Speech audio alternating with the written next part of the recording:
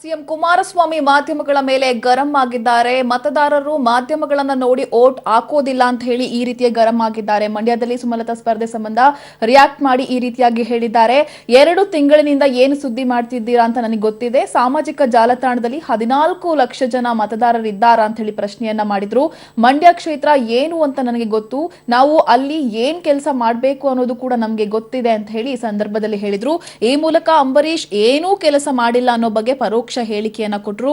ಸುದ್ದಿ ಮಾಡುವಂತದ್ದು ಮಂಡ್ಯ ಕ್ಷೇತ್ರದಲ್ಲಿ ಏನು ಇಲ್ಲ, ನೀವು ಸೃಷ್ಟಿಸಿರುವ ಸುದ್ದಿಗೆ ನಾನೇಕೆ ಉತ್ತರವನ್ನ ಕೊಡ್ಲಿ, ಮಂಡ್ಯ ವಿಚಾರವಾಗಿ ನಿಮ್ಗೆ ಯಾಕೆ ಅಷ್ಟೊಂದು ಕಾತರ ಕುತೂಹಲ, ಈಗಾಗಲೇ ನಾವು ಏನು ಅನ್ನೋದನ್ನ ಪ್ರೂವ್ ಮಾಡಿ ತೋರಿಸಿದ್ದೇವೆ ಅಂತ ಹೇಳಿ ಹೇಳಿದ್ರು.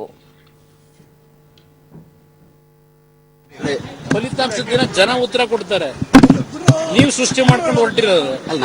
ಸಾಮಾಜಿಕ ಜಾಲತಾಣಗಳಲ್ಲಿ ಯಾವ ಸಾಮಾಜಿಕ ಎಷ್ಟು ಜನ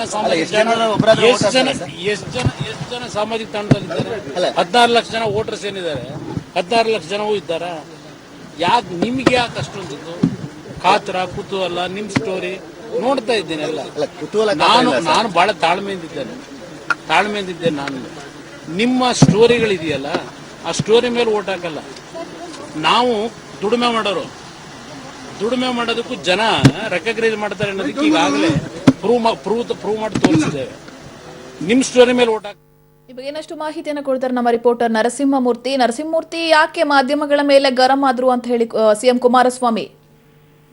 ಯಶೋಧ, ಯಾಕಂತ ಹೇಳಿದ್ರೆ ಈಗಾಗಲೇ ಕಳೆದ ವಾರ 10 ದಿನಗಳಿಂದ ಏನ್ ಮಂಡ್ಯದಲ್ಲಿ ನಡೀತಿರ್ತಕ್ಕಂತ ರಾಜಕೀಯ ಬೆಳವಣಿಗೆಗಳು, ಎಲ್ಲೋ ಒಂದ್ ಕಡೆ ಈ ಸಾಮಾಜಿಕ ಜಾಲತಾಣದಲ್ಲಿ ಸುಮಲತಾ ಅಂಬರೀಶ್ ಪರ ಒಲವನ್ನು ವ್ಯಕ್ತವಾಗ್ತಾ ಇರ್ತಕ್ಕಂತಹದ್ದು. ಅದ್ರ ಜೊತೆಗೆ ಈಗ ನಿಖಿಲ್ ಕುಮಾರಸ್ವಾಮಿ ನಿಂತ್ಕೊಳ್ಳೋದಕ್ಕೆ ಏನು ಸ್ವಪಕ್ಷೀಯರಿಂದಲೇ ಏನು JDS ಕಾರ್ಯಕರ್ತರು ಇರ್ಬೋದು, ಅಲ್ಲಿನ ಜನರಿಂದ ಏನು ವಿರೋಧ ವ್ಯಕ್ತವಾಗ್ತಿದೆ. ಇದ್ರ ಬಗ್ಗೆ ಮಾಧ್ಯಮಗಳು ಕೂಡ ಒಂದ್ ರೀತಿ ಬೆಳಕನ್ನ ಚೆಲ್ತಕ್ಕಂತ ಕೆಲಸವನ್ನ ಮಾಡಿದ್ವು. ಈ ಹಿನ್ನೆಲೆಯಲ್ಲಿ ಇವತ್ತು ಕುಮಾರಸ್ವಾಮಿ ಅವರು ಮಾತನಾಡ್ತಾ ಹೇಳಿರ್ತಕ್ಕಂತಹದ್ದು, ಮಂಡ್ಯ ಕ್ಷೇತ್ರ ಏನೆಂಬುದು ನನಗೆ ಗೊತ್ತಿದೆ ಏನು ಅಂತೇಳಿ, ಅಲ್ಲಿ ನಾವ್ ಏನ್ ಕೆಲಸ ಮಾಡಿದ್ದೇವೆ ಅನ್ನೋದು ನಮ್ಗೆ ಗೊತ್ತಿದೆ. ಹೀಗಾಗಿ ಮಾಧ್ಯಮಗಳನ್ನ ನೋಡಿ ಜನರು ಓಟ್ ಹಾಕೋದಿಲ್ಲ. 2 ತಿಂಗಳಿಂದ ನೀವ್ ಏನೇನು ಸುದ್ದಿ ಮಾಡ್ತಿದ್ದೀರಾ ಅನ್ನೋದು ನಮ್ಗೆ ಗೊತ್ತಿದೆ. ಆ ಸಾಮಾಜಿಕ ಜಾಲತಾಣದಲ್ಲಿ 14 ಲಕ್ಷ ಮತದಾರರು ಏನಿಲ್ಲ ಅನ್ನೋ ನಿಟ್ಟಿನಲ್ಲಿ ಇವತ್ತು ಕುಮಾರಸ್ವಾಮಿ ಅವರು ಮಾತನಾಡಿರ್ತಕ್ಕಂತಹದ್ದು. Okay, thank you Narasimhamurthy.